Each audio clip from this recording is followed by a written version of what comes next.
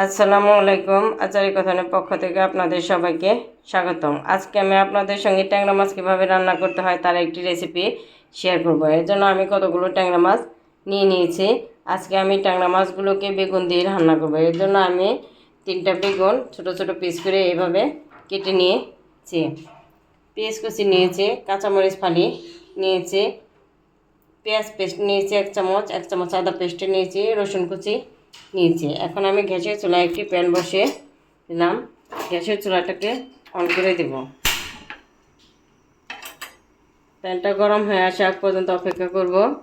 আমার প্যানটি গরম হয়ে এসেছে। এখন আমি পরিমাণ মতো রান্নার তেল দিয়ে দিলাম।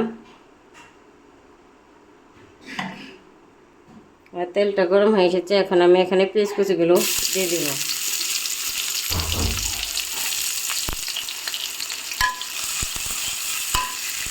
পেঁয়াজটাকে একটু লাল করে ভেজে নিব।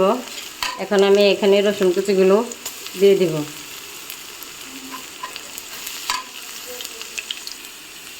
আমার পেঁয়াজটা লাল হয়ে এসেছে। এখন আমি কয়েকটা গোটা জিরা দিয়ে দিলাম। জিরা এবং পেঁয়াজ এবং রসুনগুলোকে একটু ভালোভাবে ভেজে নেব।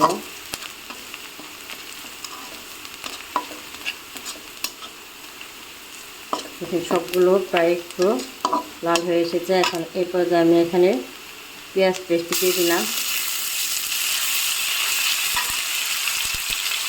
আদা পেস্ট দিয়ে দিলাম। পেঁয়াজ পেস্ট এবং আদা পেস্টগুলোকে একটু একটু ভেজে নেব। আদার যে কাঁচা একটা স্টিম আছে এটা চলে যাওয়ার পর্যন্ত একটু ভেজে নেব। এখন আমি এখানে হলুদ গুঁড়ো দিয়ে দিলাম, 1 চামচ হলুদ গুঁড়ো দিয়ে দিলাম।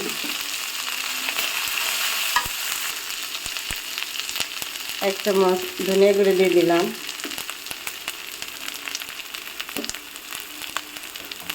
1/2 চামচ লাল মরিচের গুঁড়ো দিয়ে দিলাম। এবার মশলাগুলোকে একটু ভালো মতো কষিয়ে নেব। এখন মশলাগুলো কষানো হয়ে গেছে। যে পর্যায়ে আমি এখানে বেগুনগুলো দিয়ে দেব।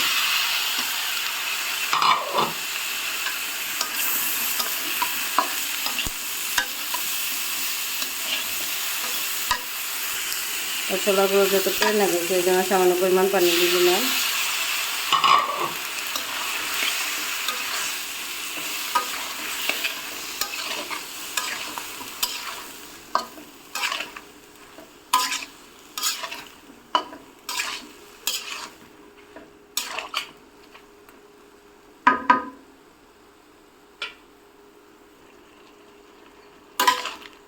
বেগুনগুলোকে আমি একটা ঢাকনা দিয়ে ঢেকে 10 মিনিটের জন্য কষিয়ে নেব।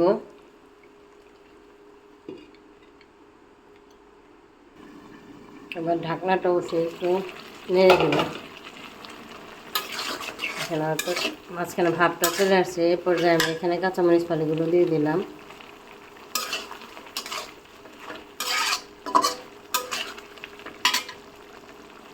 স্বাদ মতো লবণ দিয়ে দিলাম।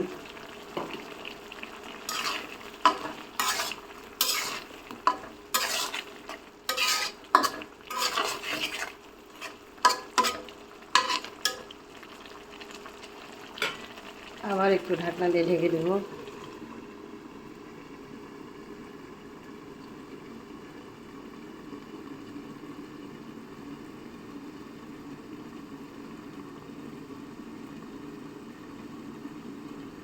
মাঝে মাঝে ঢাকনাটা উঠে একটু নেড়ে দেব।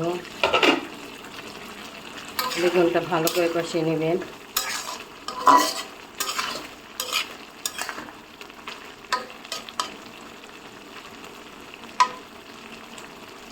প্রতিটা তরকারির স্বাদটাই বেড়ে যায় কষানোর করে। এর জন্য তরকারিটা খুব ভালোভাবে কষিয়ে নেবেন।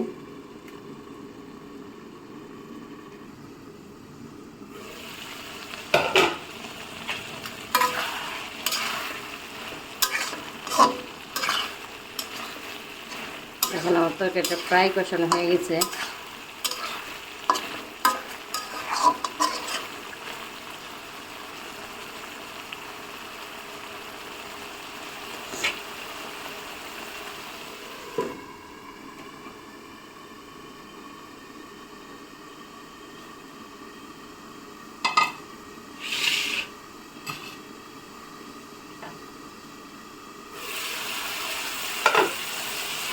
দেখেন আমার তরকারিটা কষানো হয়ে গেছে, তরকারিটা অনেক সুন্দর কষানো হয়েছে।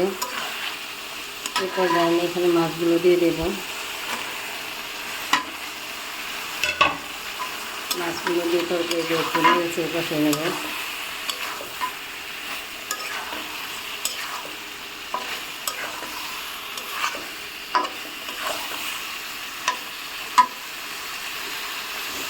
তরকারিটা কষানো হয়ে গেছে, এখানে আমি ঝোল দিয়ে দেবো।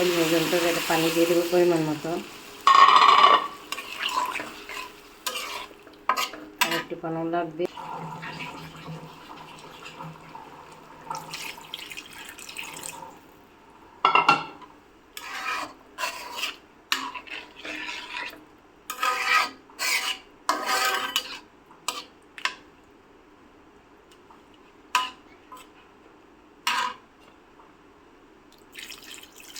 ঝোলের পরিমাণটা আপনারা সবাই পরিমাণ মতো দিয়ে দেবেন।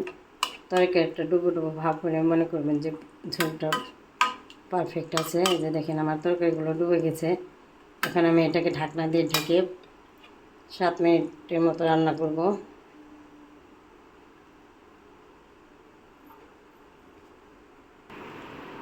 ফিরে আসলাম 7 মিনিট পরে। দেখেন আমার তরকারিটা প্রায় হয়ে গেছে।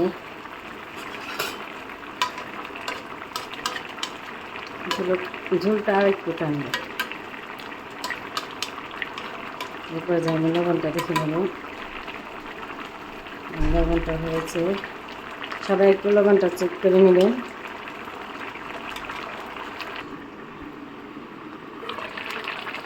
দেখেন আমার তরকারিটা হয়ে গেছে। এখন আমি এখানে ধনেপাতা কুচি দিয়ে দেবো। একটু ধনেপাতা দিয়ে দিলাম।